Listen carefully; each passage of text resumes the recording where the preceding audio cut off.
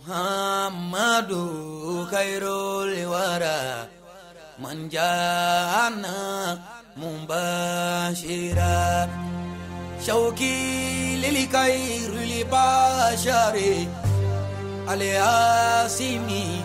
للياتهار المصطفى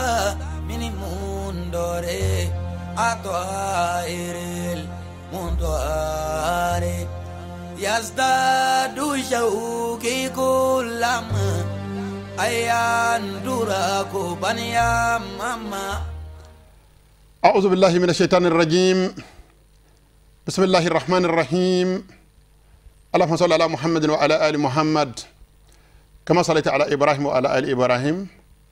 وبارك على محمد وعلى آل محمد كما باركت على إبراهيم وعلى آل إبراهيم في العالمين إنك حميد مجيد. وبعد السلام عليكم ورحمة الله تعالى وبركاته. السلام عليكم من دون أم تغيني الله سبحانه وتعالى فكما شيطان تورم سكي من دمنا نفلا أما زمان الله سبحانه وتعالى لا كدمنا الله سبحانه وتعالى تكبر كما على كراد دلك زن ما لبتول كما أصبتك على كرب ما صلى الله عليه وسلم ومؤمن حكيم كبارا وبارانا يدمنا كي تكو كنينا علىكو kabanga damene Allah subhanahu wa ta'ala ko barka may ko bara ko betike o koray ko bara barka be nakashi jango alaka barka chama di amma angane barayna amma zame Allah subhanahu wa ta'ala la ka damene ni setike masato ko barka may namoro la misal ka alkarabaka sallallahu alaihi wa sallam wala ñu man do alkarabaka jurubana ambe saka soro amma saka sara ambe duko ke alka kiray ana bona sanmu ana jena zanmu qur'ana na suya ya amaruna yi asa kenema nasuye anya marunayi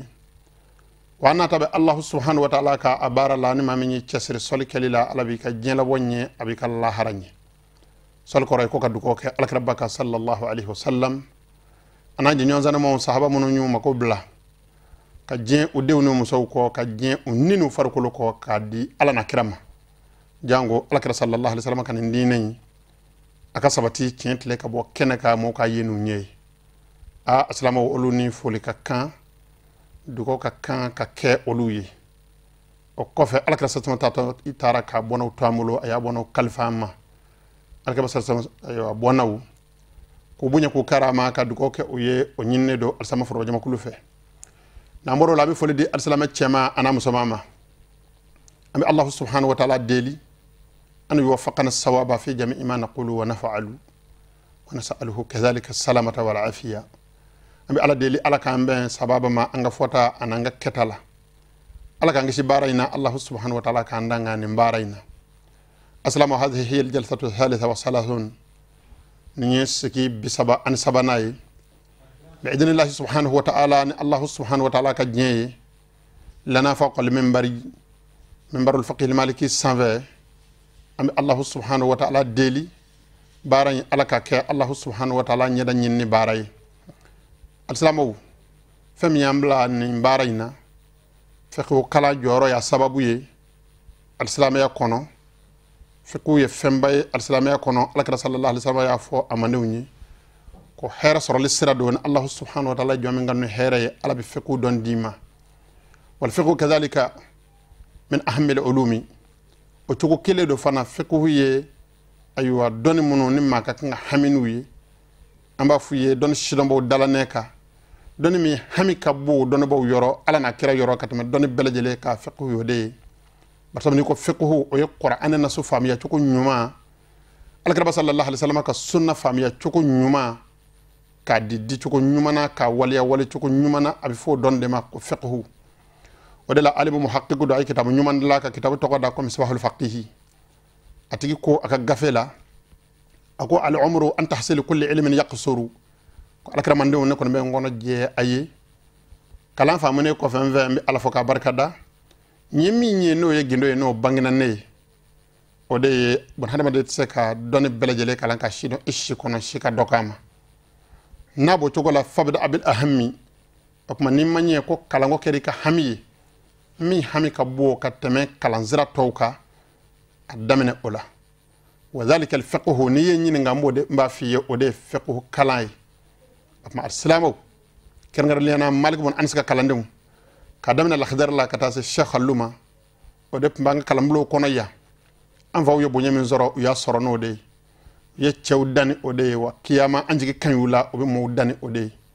o ma to ngan cesri ka nyishi o barama ni nyaw zikile seko ke de la o bara la yan sa ka sama anyinde asaw belaje le fe beki cesri fiqu kalana anga nyishi fiqu kalama kitabti ko kulli anna minhum ma laysa yusaghana bi halin anhu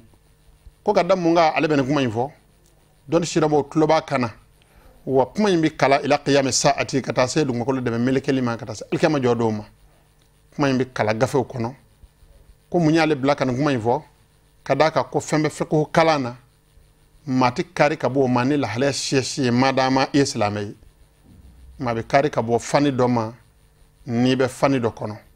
na fiqhu kala e fenyi mati kari kabo mani la hala sheshi madama mako be alala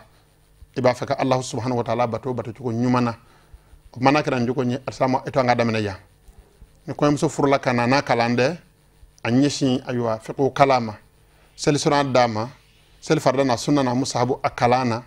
akala seli ta tugo ni janaba ko tugo la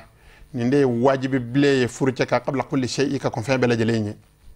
o tugo keledu assalamu eto nga hagil sabako toala Allah subhanahu wa ta'ala hagil nyumandi alislamu ma ka sababu ka aslamu tonyi ma koroba kala mono zigira senga eto nga mbolo do akoro anfa koro na mba koro nu korla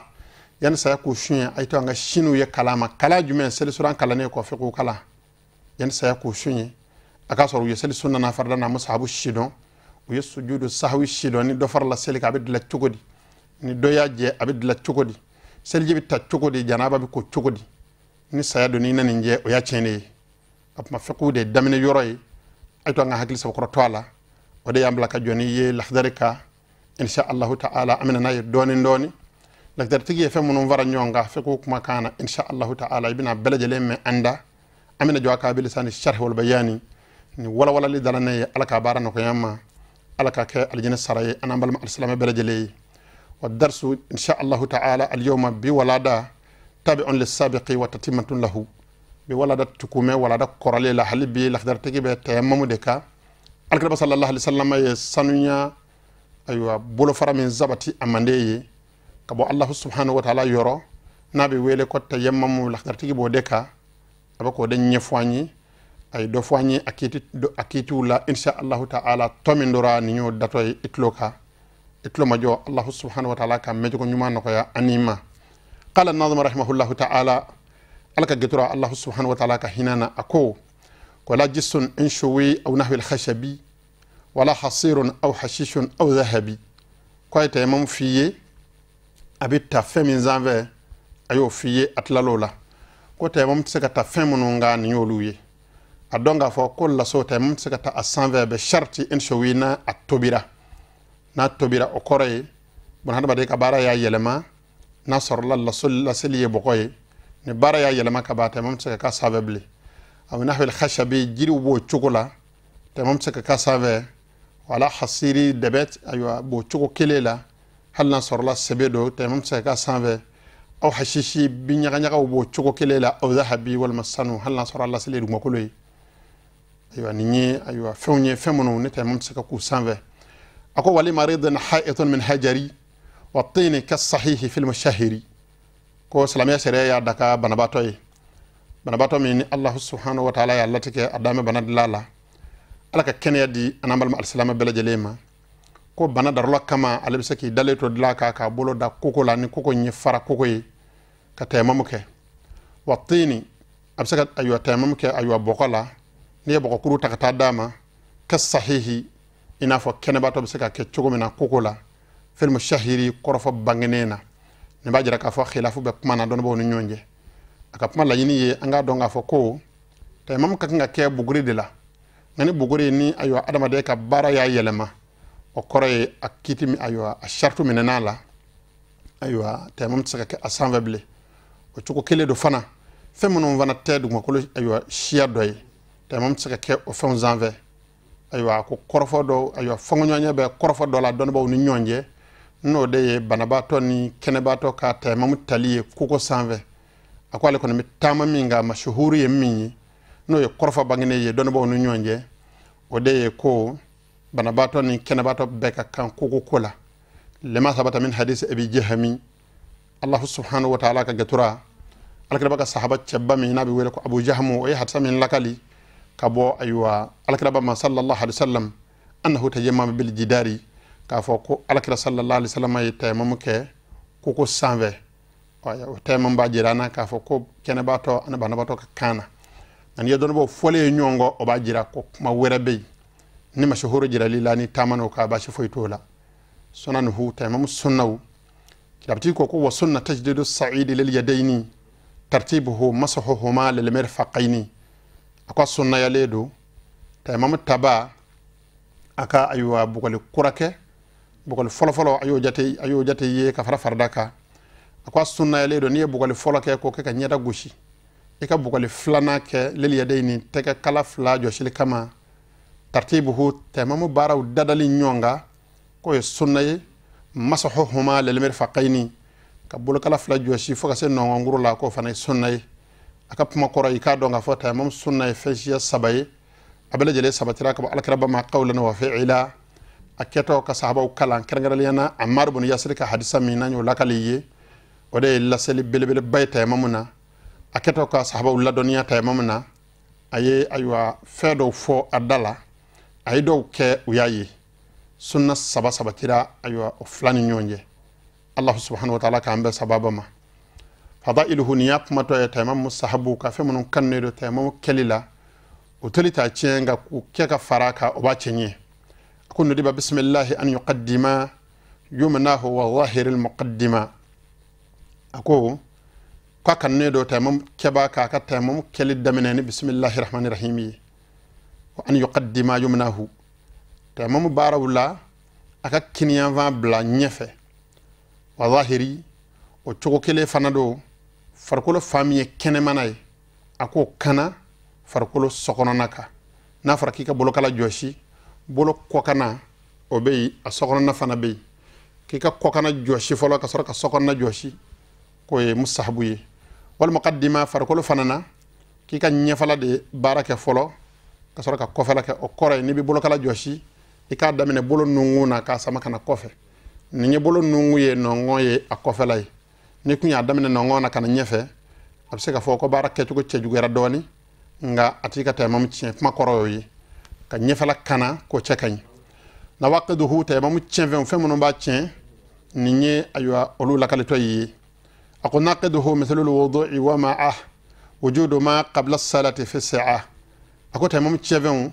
mithlu alwudu kwani selji to ko kakan fem selji cien ko nyana bi tamam yere cien wa ma'ahu wujudu ma ko ji soro li farame tamam taka niya ye tamam ka darla yi soro jinda ya kara sababu ye aywa iblalak aywa tamam aywa ka hukum ka tamam ka kitika ngani Allah ya latike ye ji soro ma sisa ngoni tamam balla ima ji soro li dama obi tamam cien na kara qabla salati ka kon selingelinye fi sa'a wa soro la fana ka soro wati fereme o shartu yala ko wala yusalli bi tayammum min faradan wa thani idha salla fasad tayammum aywa tienvon voler ko fe iye kiti munon dulome tayammum na niya dondo e olula alkana sar kayra la ako ka fiye ko tayammum kele ko farda flati selin oyi sel farda abena tayammum ni darra ko ni bla tayammum na adonga fa ko selwato manase ebi tayammum kele nge ko selwato seli ako wasani idha salla fasad ni mami nyake tugu ya sababu ye walima akiti shidombaliya ya sababu ye adonga fo ye flana min zelini aye o chenedo ka seki o ka o yima jaku yable ako wabi tayammum la faridati tahil nawafilu wa musahafun in tattasil ako nafla ni yete mamuke farda seli kama farda seli kofera watu munum ba kofe ni alkira sallallahu alaihi wasallam ye aywa o fo salamo ye ka aywa afsamandiya bunye fajris aywa selfana selle kofe ka jogo flade Allah subhanahu wa ta'ala ma wal maka jogo nani di Allah subhanahu wa ta'ala ma alakra ka sunnay o chogo kele do selwati mun ngofe ni nafla be daka o kofe abe o chogo yi ko mani mayete mamta ka farda seli adagale du yi salamu blale ko yorobe ka wuli ka joka nafla seli ka fara farda inga tamam bi se ko flake nyove wa musahafu na sor lay ba fa qur'an kala o yoro la bi saka qur'an ta aywa absako flaka nyove be sharti in tattasil ni nafla nzelli ni qur'an kala ni natu qura selila mubashara ni fenwara maddo on nyonje ako wabi tayammumin kan nafli jazama zukira illa al farada mimma qaddima akoni ma tayammumta ni nafla ya nganiyaye mita tayammumta ka wala hasali wala ma mita tayammumta jango ka qur'anu kala wala ma mita tayammumta aywa kan nafla bara ke jazama zukira ko fen voiriye ko belajele dakale do illa al farada no tayammumin illa al farada fana kara fardai mimma qaddima fe munun temena akap makora jumenyi tayammum tale ni nafla ya nganiyaye aywa fen voiriye kamane qur'an kalana alkaba tawafuli la aywa qur'ana yara aywa gafe masaliya lila o bebe daka ye mbalma ke mbalma muso fona kera aywa farda seli kon saka kena e barsabu ye ngania minta aywa ngania yin nafla ngania ye o tayammum ke aywa nafla tayammum ye atsaka farda seli الوقت المحدد للتيمم وات من ديرا تيمم يرما سلجي نياتا ني 90 مانا ni selji kele saraka kalo kila silama sharia mabashi fola na tayammum wati do hake do de babulo minga suru kosabe ni yake to ko wati fiye i hakli sabako jo afa sharia famuni ka bara abara tugula o de nyinnedo ako wa qadru ma yajif la'da'u abtila wa hudda bil mu'aqibati mahala ako niye aywa seljita le sembonve farkolo mi mu'tadilu na dama kene do o kore farkolin ajija manteli ka dama tame farkolin aywa ajiti ati jifana mara ka dama tame ni farkolo min be ko na fa kaba farkolo iba soro ni jibu an ka doni ndama bitunila ni farkolo min vana ka dama tame makaya ka se haka doma aywa farkolo be jimina kojugu o shikote farkolo min be chamanjela o farkolo shiya mana seliji nyumata seliji wi jawati haka min gono ko tayammum tseka teme wati ka abi blay wa hudda bil mu'aqqibat mathala ako selibane ko alkara sallallahu alaihi wasallam ye wurde sanuma min di madina fandawma ka jiru la kono ba feka kuna folotugula na folotugu be ayo sarakati bonu kan nafulay o be kale alkara sallallahu alaihi wasallam ka dina demenu kan nafulay ni fa o kele ngebe fandaw no mase kono ye selike ni farra selibana nu ye salamu bla ko ka subhanallahi fo wurde shen bi 77 ka walhamdulillahi wurde shen bi 77 ka allahu akbar wurde shen bi 77 ni wurde sanuma alkara sallallahu alaihi wasallam yere de ni ndi alkara fo bajama ko luma jin wurde bella salido ni ndile kofe atseka bo ma dable ni ta yera sako kele ni ta yera sako kuma fo baye alaka dine na ka fo ko wurde ti daga wal ma jatet saka fo wurde la alkara sallallahu wurde fo waye jate fo ala akma chayali anan dogoyali o be ere sebolo alakira sasama sahaba salamu toyi minga noko mima o ko bara hakili nyuma Allah subhanahu wa ta'ala fa alako dama o wurdi hake konna ayo o bi kono non korondo keli hake konna ka la ilaha illallah ke ka dafa shen kemena o bi wati hake minta ko taymamu wati don shiromo ya jate ka ke o ataka tamoka na tameno ka aba fima kini yenga fu ne bi blaya kidabti ko waman tayammama malikal janaba فواجب تخصيصها بالنية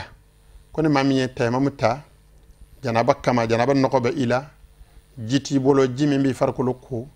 والما يتسكى جي بارا ابن تيممتا سسان سلوات السراء ابن على واتي دي كوتي لما واجب دو أن يخصصه بالنية أكا بارا كرنجرة نغنية أكا جرى الله سبحانه وتعالى لأن تيممي ونبتا بالنية أيوة السباحة العبادة من الحدث الأكبر على نيمتا مامين تاكو ينفا إكباتو داكانيه كابو صوفي بلي بلا برسابو جنابا نوكو بينا الخلاصة نيني ولا داب بلا جلي كي سكتو يتكي فن دمنا تيمم كو بمانا أمي يافانيني الله سبحانه وتعالى في كسيكا يافانيني الله سبحانه وتعالى كجونفا لا سلامة من سبق اللساني ما شيت سكا كشي دلانيكا بروكوتولي تورما ما ايوا ما دو دلاني بي بلاكا بروكوتو السلامنا اسيكو فويتالا abi ye gafe ko no chogo mina abi ye dalane ka o chogo kelela opma ambanche sere halibi ka khulasa di nasor la dalane ka chenen yoro yira insha Allah ta'ala abo wo datuku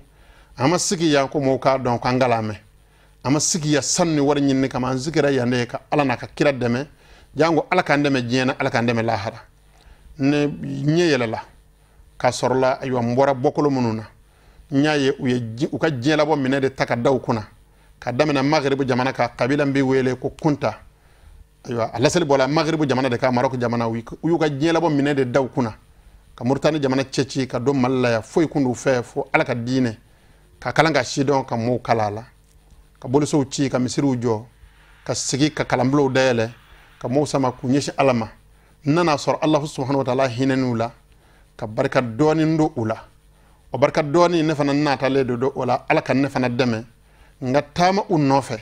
nga tu ka sira nga jango ala ka barka do nere ne ngola ne mbalma alsalama be kerengar lena alsalama munu nyende men mbarayna ka damene ayo asama jakulu me ngara sababu yi se ayo anga bela jele ka nyama bama ya rabbi allah ka bela jele sarana ngayrayna ala ka barka do anangowla ala ko kaka ala yakama ala ko ke alkaba sallallahu alaihi wasallam ala horma kama assalamu alaikum vamuna halbi kitab tigi ya jirana amba fa salamu ka famu salamu ka shidon ka donga fo ko ulama umunun temena o be min voanye ko yo dama de apma ngan ceseri anga to olu nofe apma nambo lu nofe barala am vanga tu tabo anga famu tu tabo ni pmawu ayo janga nambulu ambi ya fade deli kotigi fe no ya allah subhanahu wa ta'ala ka se ka ya fade deli ayo lame baw fe ne mbara ala ka nyambulo o de yambele jele ka hamiye ni alsalame nyena jeen dugo kono jeen jamana kono tleotlela o tle mobi nye no keraw ka shini bi nyoka la harabi nye ma khulasa mi nyanga donga fo alakal sasuma ka pmana aywa kitab tigi min lakali kabo aywa alakal sasuma ka sunna kono ani min tara kabo qur'an nasula akala yini de anga donga fo ko aywa sanya yere salame sharia la non ya flado jita ani bogota ngoni sono ko yade ala yakem hono mande alakal sasuma bunyana abarka kama an alakal bakkanu membe allah subhanahu wa ta'ala la anga donga fo kwa daka memaye mami ni aywa asharti bi ila wabi daga yefana ka tayamamta ni aywa selwati dona barsabu ani selise ka faraka bonyona akan noro selila o wajibi ala way ka tayamam ngania jira allah subhanahu wa ta'ala lan seli ngania takelini tayamam bitade bi niyyati sabahati alibadati ala mba fay ka bato dakani selji bitade jango ki sanuya jido abin noko ko bi farkolula aflata kelenye ni tayamam flani hakili nyeye ni ma flani sharia nyeye iba fode ko bi farkolo noko ikole jele ni isegira ki tegada bogola ko mu nyeda la ni tlala ni ma jiwra ka kam ko ni bora kene ka mo ba fo ko a karta ka ko metu ko di kana a tachu abacho gola akuma tam betende nga alaka salsama ayo ka sharia yake ala batoliye o yakele ay okuma abi anganiya be siride ka bato dakali nyini allah subhanahu wa ta'ala fe ani jita kilini o to ko kele do tamade ani sosigi ba tamami ayo ala bato tamaye ni tamada kalendo ani sosigi ba oluka la halabi fonyongo ta mamuna don bo foro nyongo ala don bo do ko sono ga kon be tamade parce que qur'an aya ta tokoma halni ayo ta mam shartu madafala ta mam ye sono ga tamade do taro sirafe nonga mazhabu kon na mashhuru ya minni hali tamade fo ta mam shartu ka dafa ilade akara jinda yo akara banade ya simaw ودلا نيجي كتاب حل المسائل اللي جاء على سر توري بالغ في هذه المسألة أياسكو بلا جليك ويرني نقول لك ناصر خير الله وكذلك حال الحاضر والصحيح تمام كنباتو أيو سوسجبا منك كنه وكذلك حال الحاضر الصحيح والمريض سوسجبا منك كنه نبنا تالا أنا بنباتو ولوك الله لا بفنيون ولا تمام تشفي مبالا إنافو تشفي مبسلي جلا تشوكمنا أبي كلينينغا جدي دون متى تمام تالا جي سرالي بي تمام تشين أيوة ونسلي تكليني وتوكل له نبينا تمام كه مصري منو بيفرق له لعنين ندو يفعل يقولوا ولي كساعة اليد إنافو أيوة بولا منترو خلافا الله مرحوم دم وجه أني دم وجه كحكي فو من يونغو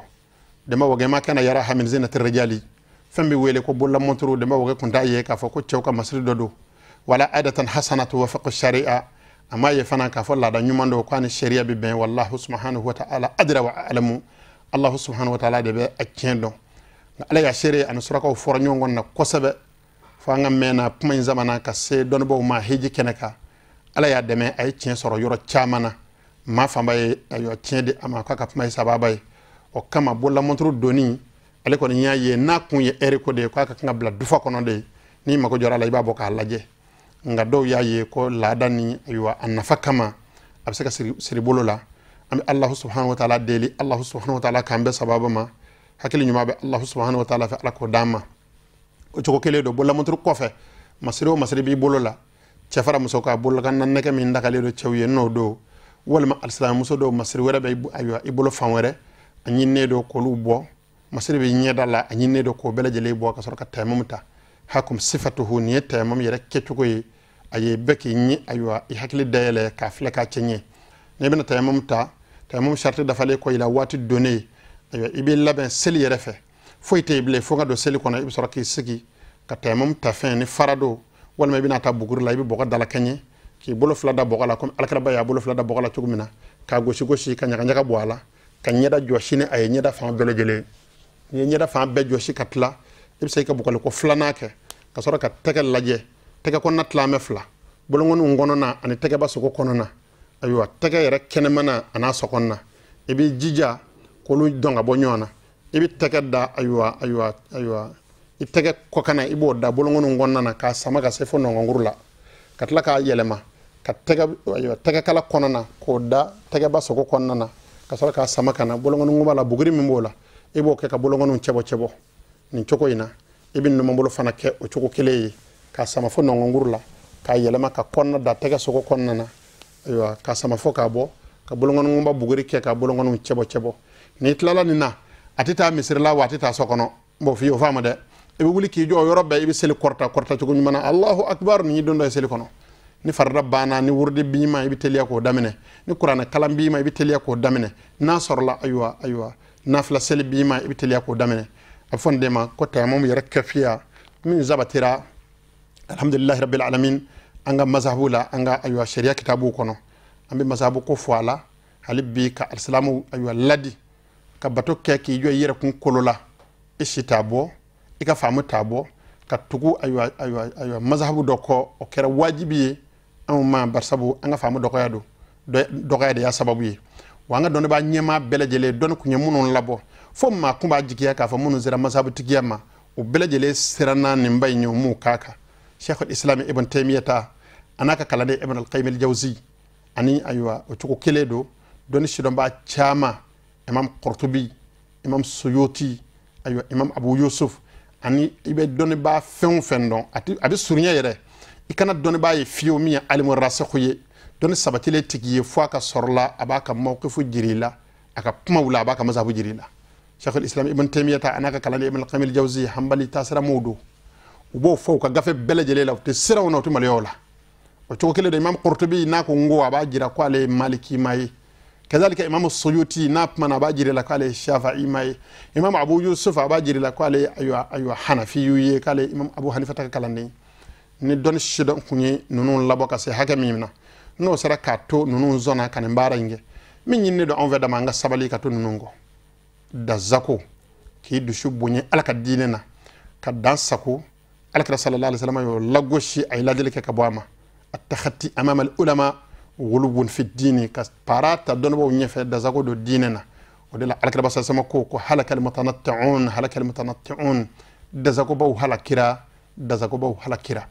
وتشوكو كيلو على كرا كو كورا اياكم ولا غلو في الدين نم هون ماندو اكنا دانساكو ديننا ni temana doni baw nyefe dama ika puma bebe giriya ika fin bebe chejuguya minye aywa musahabu ye eboke wajibi ba sawa shidon tila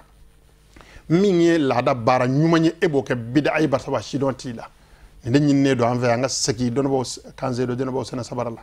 ka tama don baw no fe ka sabali ka tu ko no kera ketan fota be alama abi ben kirama nasallallahu subhanahu wa ta'ala an yuridana al haqqa haqqa